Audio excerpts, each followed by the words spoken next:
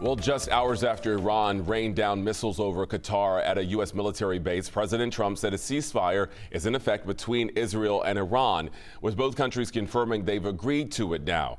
NBC's Alice Barr has more on this very developing story. President Trump says a ceasefire between Israel and Iran is back in effect and that Israel is not going ahead with a planned attack on Iran.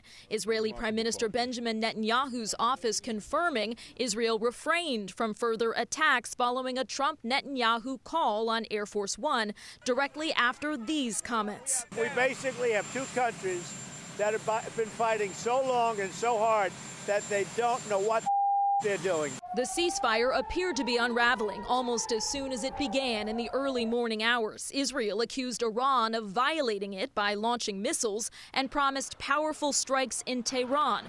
Iran denied violating the truce, accusing Israel of being at fault. These guys got to calm down.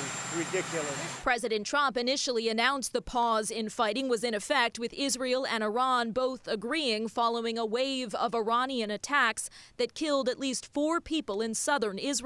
A senior White House official saying the ceasefire came together after Iran signaled it no longer wanted to fight, and President Trump told Israel's prime minister no more war.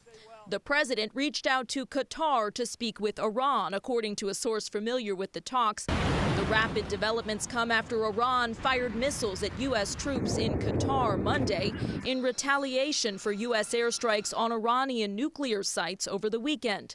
The president saying the U.S. expected and countered what he called Iran's very weak response, and that no Americans were harmed.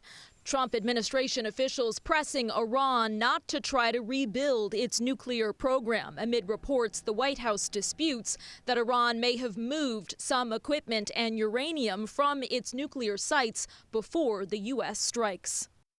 In Washington, Alice Barr, NBC News.